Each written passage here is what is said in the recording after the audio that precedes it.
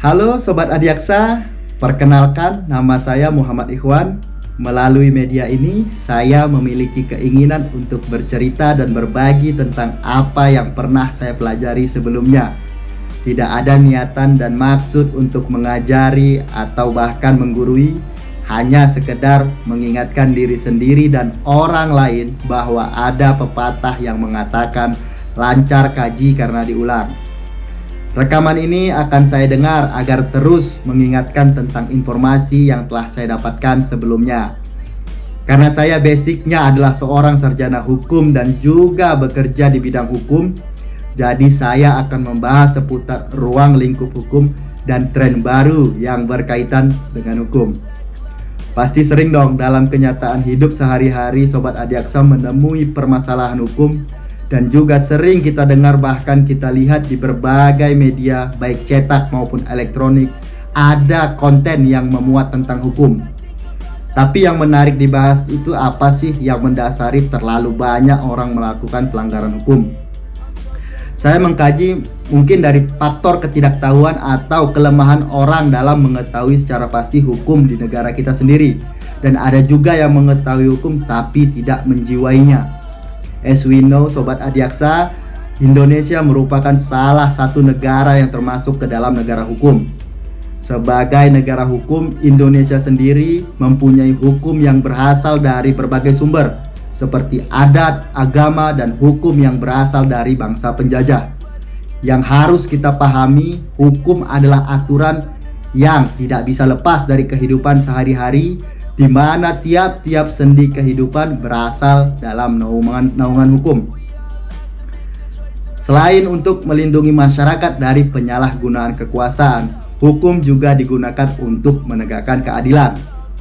Ada hal yang perlu diketahui sebelum dijelaskan tentang pengertian hukum. Pengertian hukum hingga saat ini belum ada kesepahaman dari para ahli. Namun dalam perumusannya, pengertian hukum harus menganut unsur-unsur hukum yang ada. Hukum adalah peraturan yang berupa norma dan sanksi yang dibuat dengan tujuan untuk mengatur tingkah laku manusia, menjaga ketertiban dan keadilan, serta mencegah terjadinya kekacauan. Sobat Adiaksa yang saya banggakan, saya mengutip dari Kamus Besar Bahasa Indonesia yang menyebutkan bahwa hukum merupakan satu peraturan atau adat yang secara resmi dianggap mengikat dan dikukuhkan oleh penguasa, pemerintah, atau otoritas. Yang kedua, undang-undang, peraturan, dan sebagainya untuk mengatur kehidupan masyarakat.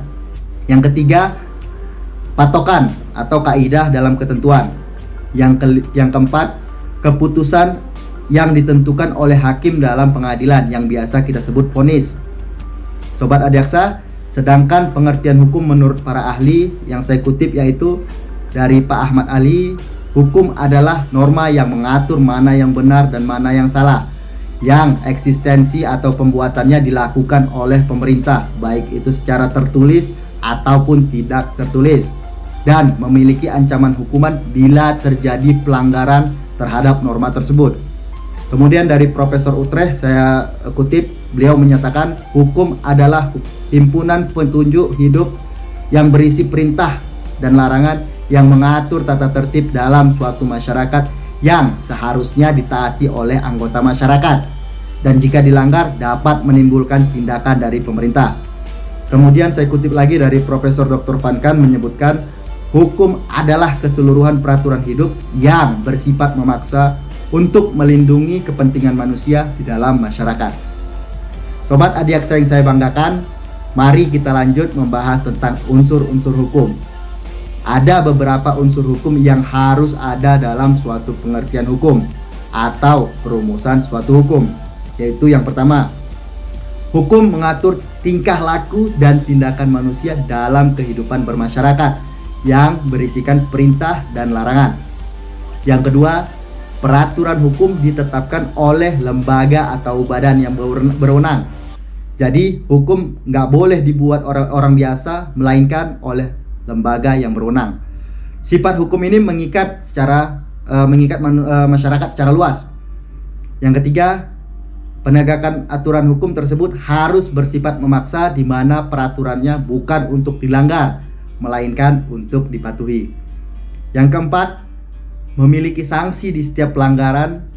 Sanksinya itu tegas dan diatur dalam peraturan hukum. Pasti Sobat Adiaksa ini bertanya-tanya, apa sih tujuan dibuatnya hukum? Apa hanya untuk menyulitkan masyarakat?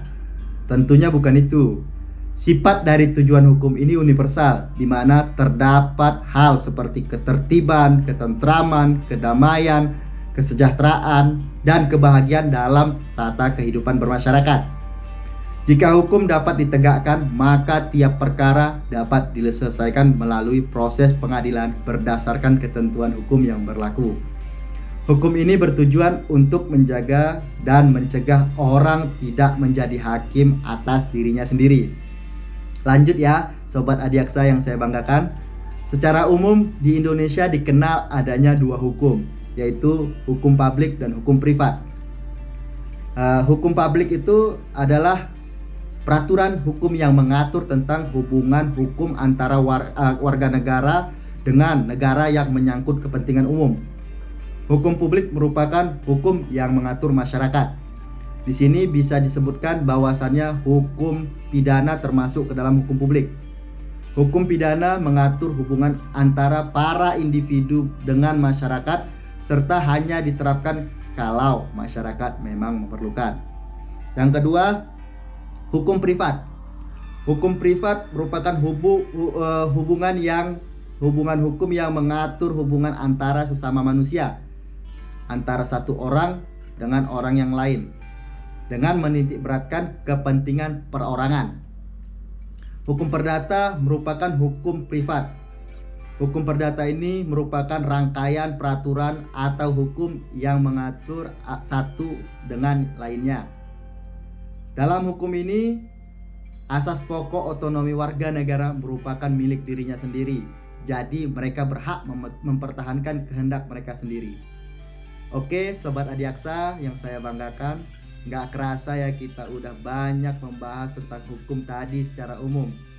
Nah, di podcast selanjutnya saya akan lebih banyak mengulik dan membahas hal-hal yang berkaitan dengan hukum, agar kita semua paham dan mengerti dalam mentaati hukum. Jangan lupa dukung dan terus dengarkan saya bercerita, karena semakin banyak yang mendengarkan, saya semakin semangat dalam membuat konten. Terima kasih atas waktunya dan sampai jumpa kembali. Salam Sobat Adiaksa.